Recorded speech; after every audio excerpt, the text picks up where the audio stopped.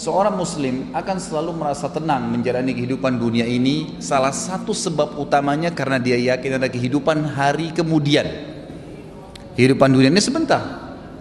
Semua kita lihat depan mata kita, sekuat apapun fisik seorang manusia, kita nggak bicara lagi makhluk Allah yang lain, manusia saja, orang yang terdekat di antara anda pribadi, kerabat-kerabat kita, teman-teman dekat, orang-orang tua kita, mereka meninggal dunia. Sekuat apapun, sehebat apapun dia, ya, prestasi dunianya, profesor kah, doktor kah, dia seorang bisnismen yang terkaya di dunia kah, orang yang paling gagah atau cantik kah, orang yang paling dihormatin kah, kepala suku kah, presiden kah, siapa saja, atau orang susah, semua akan meninggal. Kehidupan dunia sebentar akan dilaluin. Orang mukmin yakin bahwasanya ada kehidupan yang abadi di sana. Sehingga perhatikan bedanya. Kalau orang mukmin tahu ada hari kemudian, akan membuat dia musibah apapun yang datang padanya, dia akan bilang, oh ini kehidupan dunia. Toh juga saya akan dapat pahala sabarnya di akhirat. Toh nanti akan membersihkan dosa saya dengan musibah ini. Mudah nggak dia lalui musibahnya? Akan mudah. Hanya karena masalahnya satu, dia yakin ada hari kemudian. Dia kalau ditipu oleh orang, ada orang berbuat zalim kepada dia, dia sangat tahu kalau dia beriman ada hari kemudian, ada hisab di sana. Tidak ada orang yang berbuat zalim kepada diri kita, Bapak Ibu sekalian, kecuali kita akan mengambil hak kita demi Allah di mahkamahnya Allah hari kiamat. Tidak ada, sekecil apapun.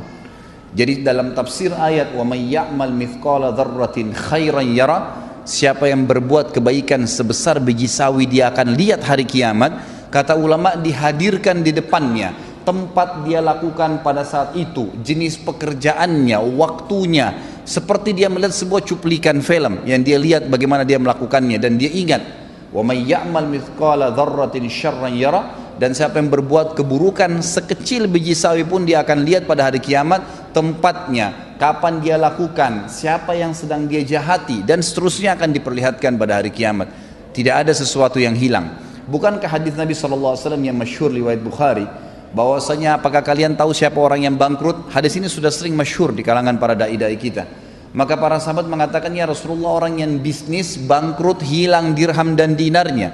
Kata Nabi SAW, bukan, itu kecil kalau cuma dirham dan dinarnya yang habis, rupiahnya habis, tokonya bangkrut, itu kecil, tidak ada masalah sebenarnya. Tapi orang yang bangkrut yang sebenarnya adalah orang yang datang hari kiamat membawa pahala sholat lengkap, pahala puasa lengkap, pahala haji, pahala sedekah, banyak sekali. Tapi dari sisi lain pernah mencaci maki orang yang ini, pernah memukul orang yang itu, pernah mengambil haknya orang yang ini, dan tidak minta maaf, tidak mengembalikan hak-hak itu di dunia.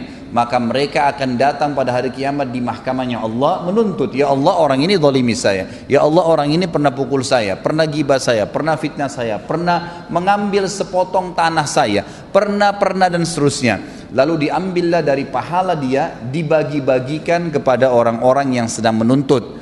Kalaupun sudah habis pahalanya dan masih banyak yang datang menuntut, kata Nabi SAW, diambil dosa-dosanya orang yang menuntut, ditimpakan kepada dia. Maka jadilah dia orang yang bangkrut sebenarnya. Pahalanya semua habis, ditambah lagi ditimpakan kepadanya dosa-dosanya orang yang akan menyebabkan dia menanggung hukumannya, gitu kan. Maka dia dilemparkan, kata Nabi SAW, ke dalam api neraka lebih jauh daripada jarak timur dan barat. Perhatikan kalau orang beriman membaca hadis ini, kira-kira apa yang membuat dia khawatir kalau dia terzalimi di dunia? Gak ada sesuatu. Kalau kita tidak bisa mengambil hak kita di dunia, kita akan panen dalam bentuk pahala pada hari kiamat, akan melahirkan ketenangan jiwa.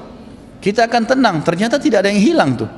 Sendal kita yang pernah diambil, HP kita yang pernah dicuri, kunci mobil kita yang pernah hilang, mobilnya pernah hilang, pernah dibuat apa sajalah kezaliman orang lakukan. Tidak ada yang akan selamat pada hari kiamat. Allah Subhanahu wa taala akan datang dan menghakimi semua hambanya. Sampai kata Nabi SAW di dalam hadis yang sahih, kalian akan berbicara dengan Tuhan kalian tanpa ada penterjemah di antara kalian pada hari kiamat, dan Allah akan menghakimi semua hamba-hambanya pada hari itu. Semuanya, tidak terkecuali, tidak ada yang bisa lolos pada saat itu.